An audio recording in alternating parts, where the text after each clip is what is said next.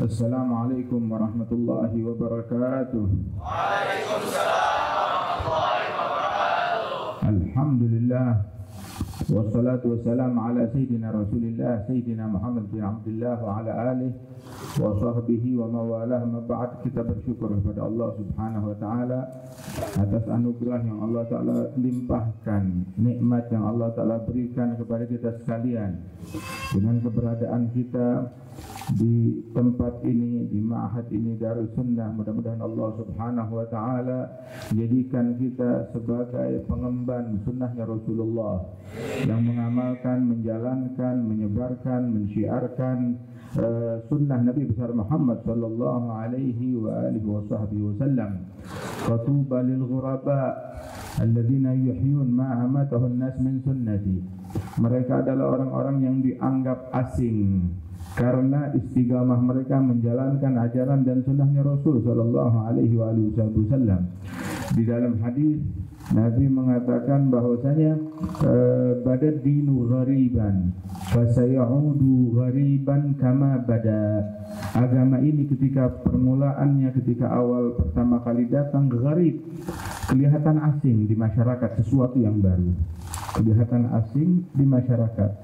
Mengapa kelihatan nampak asing? Karena jauhnya mereka dari manhaj dan jalan yang benar, dari ajaran para nabi-nabi, dari ajaran para rasul. Namun ketika datang Nabi Muhammad SAW membawa ajaran yang luhur tersebut, terlihat aneh, terlihat asing, terlihat sesuatu yang baru bagi mereka. Kemudian mulai orang mengenal Islam, masuk Islam, menjalankan agama Islam, menyebar sunnah di mana-mana, dipraktekkan, dijalankan, sehingga semua orang di masa tersebut melaksanakan sunnah, menjalankan sunnah, hingga akhirnya bakal datang satu masa futur fiddin, masa-masa di mana masyarakat mulai lalai akan agama, lalai akan ilmu, lalai akan adab, lalai akan sunnah, sehingga mereka meninggalkan sunnah tersebut. Maka di masa-masa tersebut sunnah akan kembali menjadi sesuatu yang asing lagi, sesuatu orang yang lihatnya aneh, unik. Masa iya sih? Padahal kalau dia kaji kitab, dia buka daripada ilmunya Rasulullah, dia akan temukan semuanya ada di situ. Akan tetapi al-jahal muntashir, kebodohan yang menyebar di mana-mana. Wal mar'u aduwwun majahil, sebagaimana dikatakan seseorang adalah musuh dari hal-hal yang tidak dia ketahui, yang tidak dia pelajari. Walidzalik fatuba lil ghuraba, beruntung orang-orang yang dianggap asing yang menjalankan sunnah-sunnah tersebut. Siapa mereka? Yang menghidupkan kembali sunnahnya Rasulullah sallallahu alaihi wa alihi wasallam, yang tadinya dipadamkan, dimatikan, ditinggalkan, ditelantarkan oleh umat ini. Mudah-mudahan kita termasuk orang yang punya andil dalam menghidupkan sunnahnya Nabi, menghidupkan adabnya Nabi besar Muhammad sallallahu alaihi wa alihi wasallam. Sungguh satu sunnah dari sunnahnya Rasulullah, satu adab dari adabnya Nabi Muhammad lebih baik dari dunia seisinya, lebih baik daripada kursi, tahta, jabatan, kerajaan seumur hidup, atau kerajaan 100 tahun, menjabat jadi presiden selama 200 tahun, 300 tahun. Satu sunnah Nabi lebih baik daripada itu semua. Wa hakadha khair minad dunya wa ma fiha. Alhamdulillah, Allah Ta'ala hidupkan kita di Darus Sunnah, lingkungan sunnah, rumah sunnah.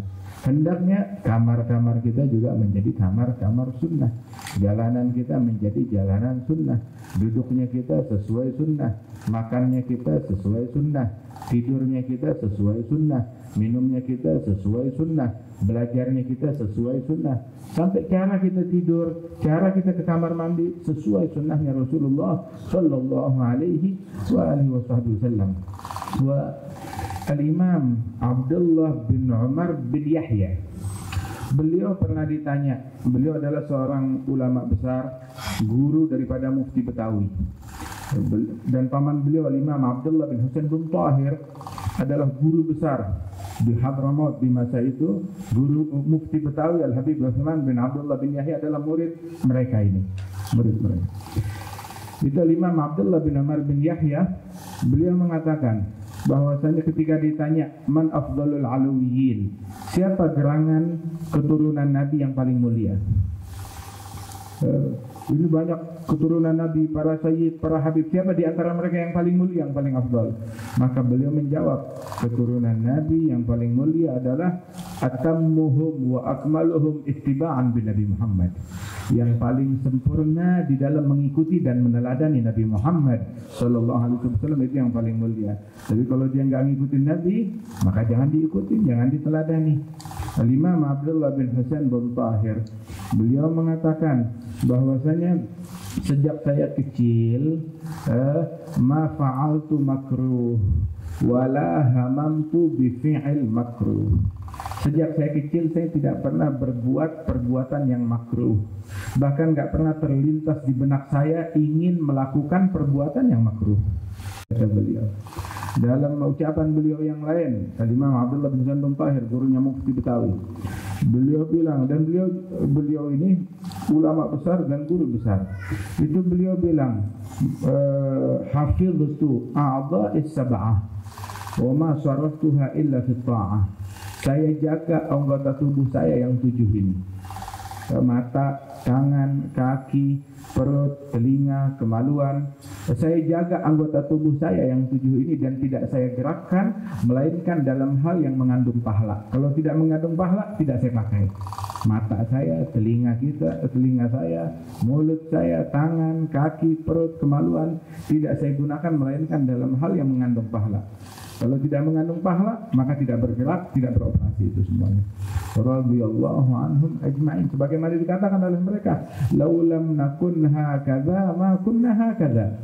Kalau kita enggak menjadi orang yang seperti ini, yang telaten dengan adab, dengan sunnahnya Nabi yang istiqamah, maka kita enggak bakal mencapai kedudukan besar di sisi Allah seperti ini. Tetapi kedudukan itu dicapai dengan sunnah. Ma tagarraba ilayya al-mutagarribun bi'ahab ilayya mimma aftaratuhu alaih. Tidaklah seseorang mendekatkan diri kepada Allah dengan sebuah pendekatan yang lebih Allah Ta'ala cintai, melebihi pendekatannya dengan apa? Melaksanakan apa yang Allah Ta'ala wajibkan. Wala yazalu abdi yatagarrab ilayya bin nawafil hatta uhibbah. Dan senantiasa hambaku mendekatkan diriku kepadaku dengan amalan-amalan yang sunnah hingga dia menjadi pribadi yang aku cintai.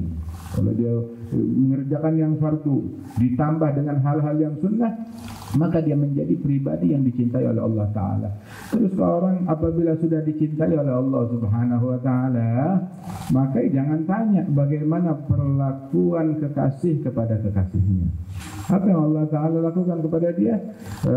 Kuntu sam'ahu alladhi yasma'u bih, wa basarahu alladhi yubsiru bih, wa yadahu allati yabtishu biha, wa rijlahu allati yamshi biha, wa la in sa'alani la'utiyannah, wa la in ista'adhani la'u'idhannah.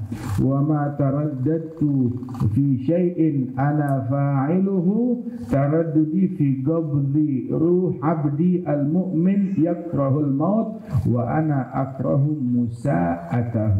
Allah. Itu Allah Ta'ala berfirman dalam hadis qudsi bahwasanya apabila aku dicinta kepada hambaku tersebut, maka aku menjadi telinganya yang mana dia mendengar dengan Allah, dia melihat dengan Allah, dia menyentuh dengan Allah, dia berjalan dengan Allah. Kalau dia minta, pasti aku kasih. La u'tiyannah, lahmu taukid, unun taukid. La u'tiyannah. Kalau dia minta, la u'tiyannah, pasti aku berikan. Wala in ista'adzani, la u'idhannah. Kalau dia berlindung, saya lindungi. Apa yang dia khawatirkan, saya lindungi, saya jauhkan dia. Sampai yang lebih dari itu semua dalam hadis qudsi Allah Ta'ala berfirman, wa ma taraddatu fi syai'in ana fa'iluh. Saya tidak pernah ragu di dalam melakukan sesuatu yang saya kerjakan, yang saya lakukan, seperti ketika mencabut nyawa hambaku yang enggak suka kematian. Enggak pernah ragu dalam melakukan sesuatu seperti keraguan ketika mencabut nyawa hambaku, yang mana hambaku itu dia enggak suka kematian. Dan aku tidak suka membuat hambaku nggak suka. Tapi mau nggak mau harus mati. Kullu nafsin dha'iqatul maut. Subhanallah. Kenapa? Allah ada cinta kepada hamba tersebut. Dari mana permulaan cintanya Allah Subhanahu wa taala? Bagaimana kok Allah bisa cinta kepada hambanya? Hambanya tidur seperti Nabi Muhammad cara tidurnya. Hambanya makan seperti cara makannya Nabi Muhammad. Hambanya minum seperti cara minumnya Nabi Muhammad. Hambanya masuk WC seperti caranya Nabi Muhammad. Hambanya ketika memakai baju, cara memakai bajunya seperti cara Nabi Muhammad sallallahu alaihi wasallam. Dengan hal yang semacam itu, in kuntum tuhibbunallah fattabi'uni yuhibbukumullah. Setiap sunnah Nabi Muhammad nggak ada sunnah yang kecil. Kenapa? Sebab setiap sunnah Rasulullah membuahkan yuhibbukumullah, mahabbah, cinta dari Allah Subhanahu wa taala. Dan cintanya Allah Subhanahu wa taala bukan hal yang ringan, bukan hal yang kecil, bukan hal yang remeh, hal yang agung. Oleh para ulama dan guru-guru kita yang terdahulu, mereka adalah orang-orang yang sangat fokus perhatian terhadap sunnahnya Rasulullah Sallallahu Alaihi Wasallam. Di antaranya Syekhina, guru daripada guru kami, Al-Imam Al-Habib Muhammad bin Abdullah Al-Haddar. Al-Habib Muhammad bin Abdullah Al-Haddar, gurunya Habib Umar, mertuanya juga. Gurunya Habib Zain bin Sumaid, mertuanya juga. Gurunya para ulama-ulama yang berada di levelnya mereka ini. Al-Imam Muhammad bin Abdullah Al-Haddar, ulama besar. Itu beliau satu kali tuh dia nggak pernah ninggalin sunnah, nggak pernah ninggalin sholat jamaah. Pernah satu kali ketika karena sibuk dengan tamu datang ke masjid, dia punya pondok, masjid pondoknya itu, dia datang ke masjid pas imam sudah takbir, udah hampir selesai rakaat pertama, mau masuk rakaat kedua, maka dia ikut sholat berjamaah. Selesai sholat jamaah, diajak satu muridnya lagi, sini temenin saya ngulang sholat. Loh kenapa? Kan kita udah dapat pahala jamaah. Iya betul dapat pahala jamaah, cuma saya kehilangan pahala yang satu lagi. Pahala apa? Pahala takbiratul ihram bersama imam. Dan saya nggak pernah ketinggalan takbiratul ihram bersama imam. Bukan cuma nggak pernah ketinggalan jamaah, nggak pernah ketinggalan pahala takbiratul ihram bersama imam. Di dalam hadis likulli syai'in safwah wa safwatus shalah at-takbiratul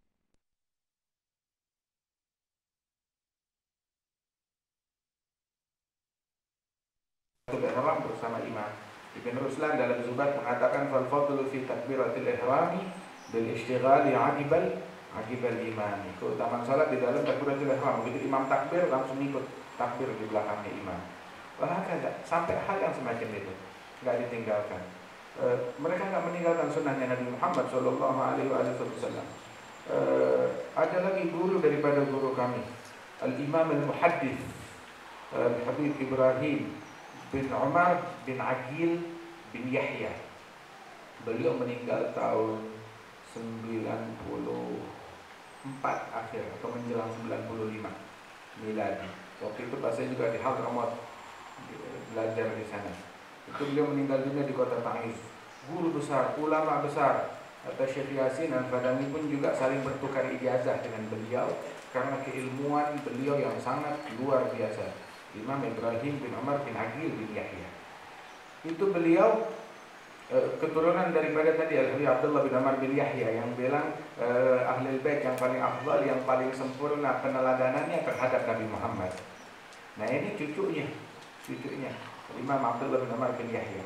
Itu beliau di usia tuanya itu kalau ambil wudhu dibantu. Ada orang yang membantuin dia di dalam berwudhu. Itu ketika dia mau berwudhu pakai baju seperti ini, terus bajunya itu dising-singkan dengan bajunya. Ketika mau dibukakan lengan bajunya itu, ya, dia buka lengan bajunya, diangkat yang kiri dulu, baru yang kanan. Terus mulailah dia berwudhu sambil dituangin air. Udah selesai berwudhu, muridnya mau bantuin dia, mau nurunin ini lengan baju yang tadi digulung, dibalikin lagi, dia bilang tunggu, stop. Mulailah dengan yang kanan dulu yang diturunkan, baru yang kiri dulu. Kenapa?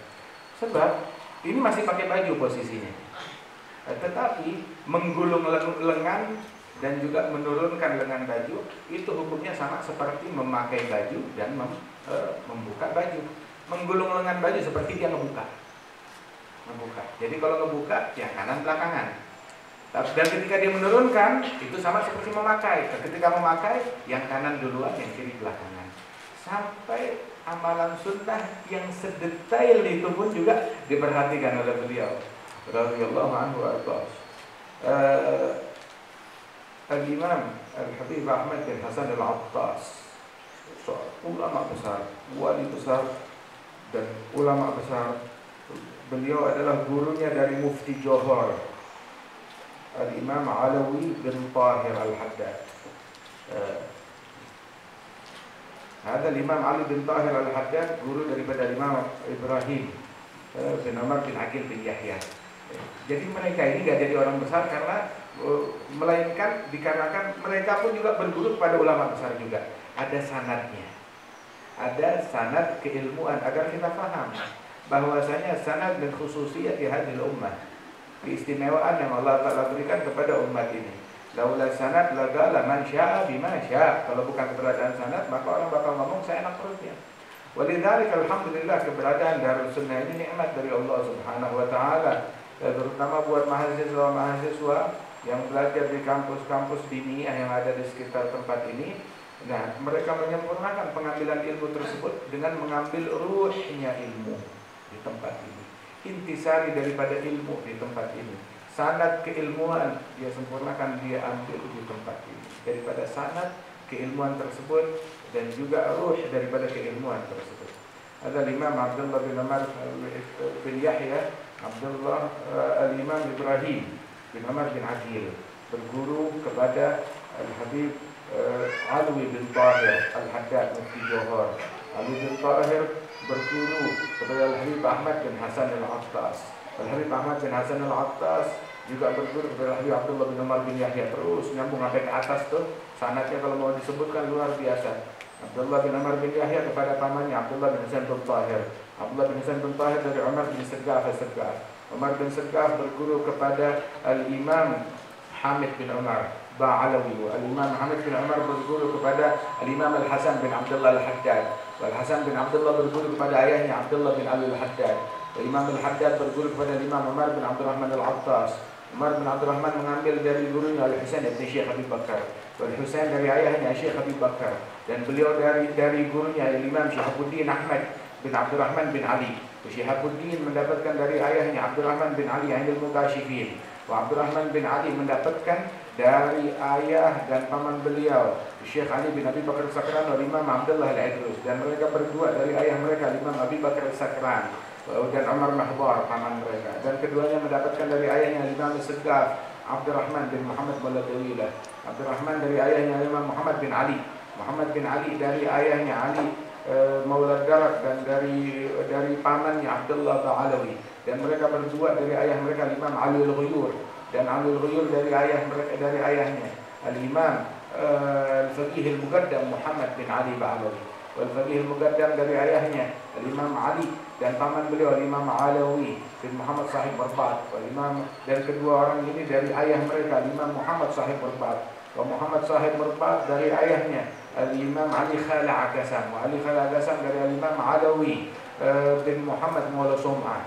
Dan Alawi dan Imam Muhammad Maula Sum'ah dari ayahnya. Dan Al-Imam Alawi bin Ubaidillah. Wa Ali dari Ubaidillah bin Ahmad Al-Muhajir.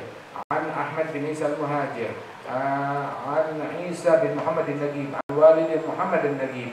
عن جعفر الصادق عن محمد الباقر عن علي زين العابدين عن الحسن والحسين عن علي بن أبي طالب وابن فاطمة بنت النبي محمد صلى الله عليه وسلم. Itu sanad keilmuan mereka.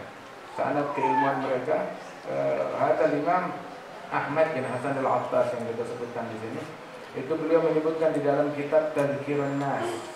Daripada kalamu ada satu kisah seorang wali saleh. Itu wali soleh tersebut dia punya ciri tiap kali mau sholat takbirnya tuh lama, bukan karena was-was. Orang udah takbir dia masih komat kamit. Kalau sholat jamaah nih imamnya udah takbir dia masih belum takbir juga, masih komat kamit. Bukan karena was-was, urusannya udah beres, nggak ada was-was. Karena apa? Ditanya, kenapa kamu setiap mau takbir itu lama takbirnya? Imam udah hampir rukuk baru kamu takbir. Maka dijawab, saya ini nggak seperti kalian, katanya. Kalian kalau mau sholat langsung lihat Ka'bah depan mata. Saya kalau mau sholat perlu waktu, menghadirkan Ka'bah hingga begitu Ka'bah nampak di depan mata saya baru saya takbir.